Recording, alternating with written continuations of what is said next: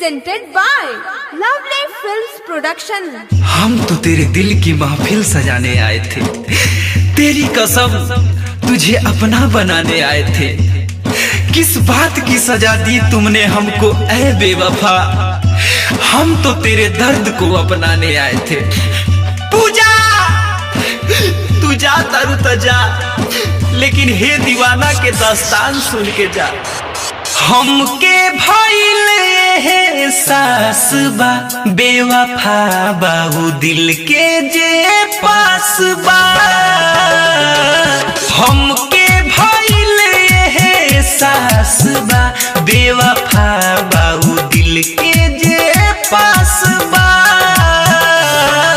चुपे चोरी हाय राम दिलावा पभाला, मारिए उजाला हतनी ना मोहाला। जितने हो अपन खास बा बेवफा बाबू दिल के जे पास बा। हमके भइल है सास बा बेवफा बाबू दिल के जे पास बा।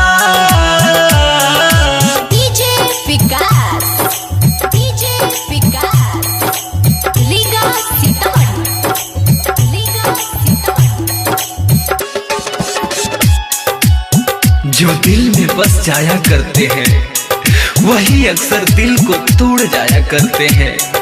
कुछ लोग दर्द को बयां नहीं करते, बस चुपचाप बिखर जाया करते हैं, बिखर जाया करते हैं। दिलबर जानम दिलदार कहे हरदम, फिर काहे के हो जाले बेरहम। दिलबर जानम दिलदार कहे हरदम, फिर काहे के हो जाले बेरहम। अपना बना के करेले पराया, झूठा हो के बाटे सब मोह माया। अपना केहू पर विश्वास बा बेवफा बाबू दिल के जे पास बा।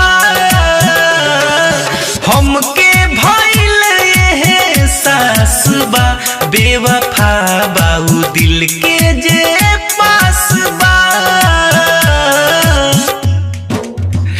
तेरे सिवा कोई मेरे जज्बात में नहीं, आंखों में नमी है जो बरसात में नहीं।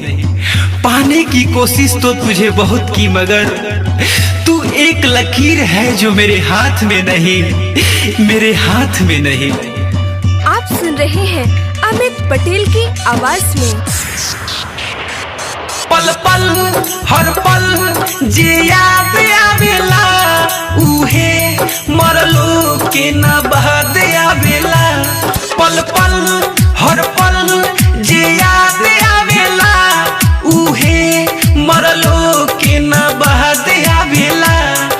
जानती जे पहिले दुनिया के खेला, रहती अमित हो सबसे अकेला। अपने पायब नायास बा बेवफा बाबू दिल के